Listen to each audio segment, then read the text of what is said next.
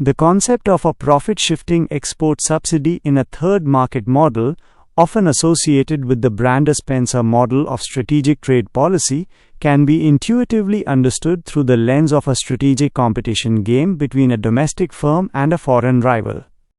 The core idea is that a government subsidy can act as a credible commitment device to aggressively expand the domestic firm's market share in an international oligopoly, thus shifting profits away from the foreign competitor and toward the domestic one, ultimately boosting national welfare.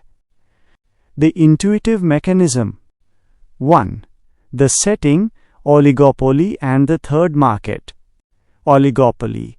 The key is that the industry is an oligopoly, a few major firms, which means firms have market power and earn pure profits or rents above their normal operating costs.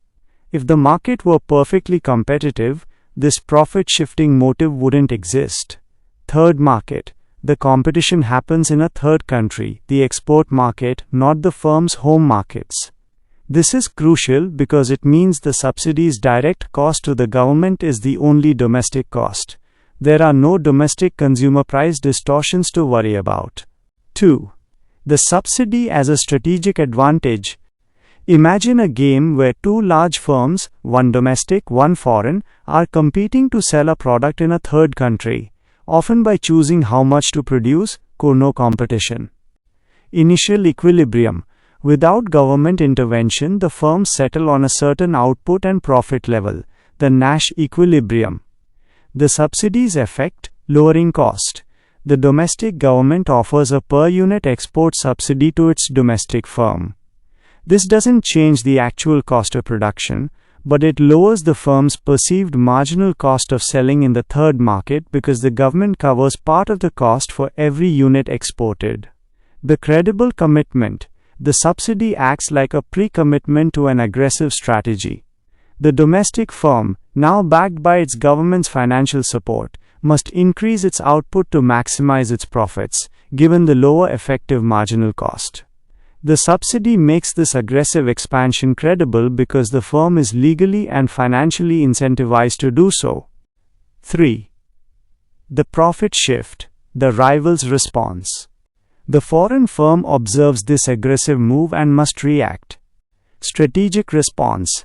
Since they are competing in a market with limited demand, when the domestic firm credibly commits to a larger output, the foreign firm's best response, to maximize its own profit, is to scale back its own production. Market share shift. The domestic firm's market share expands dramatically, and the foreign firm shrinks. Profit shift. Because the domestic firm is selling significantly more and the foreign firm is selling less, the overall market profits, the rents, are shifted from the foreign firm to the domestic firm. 4. Welfare outcome. Domestic welfare gain. Domestic welfare is essentially the domestic firm's profit minus the cost of the subsidy.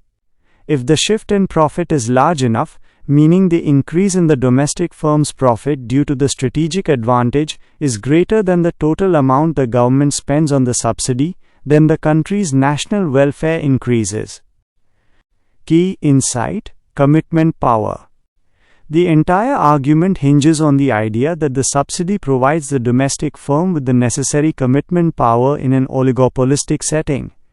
Without the government's intervention, if the domestic firm simply threatened to increase output, the foreign firm might not believe them. It's not a profit-maximizing move for the domestic firm alone. But with the subsidy, the aggressive move becomes the rational profit-maximizing response for the domestic firm, forcing the foreign rival to retreat. This is a classic example of strategic trade policy, where government intervention is designed not to correct a classic market failure like pollution or public goods, but to alter the terms of competition between international rivals.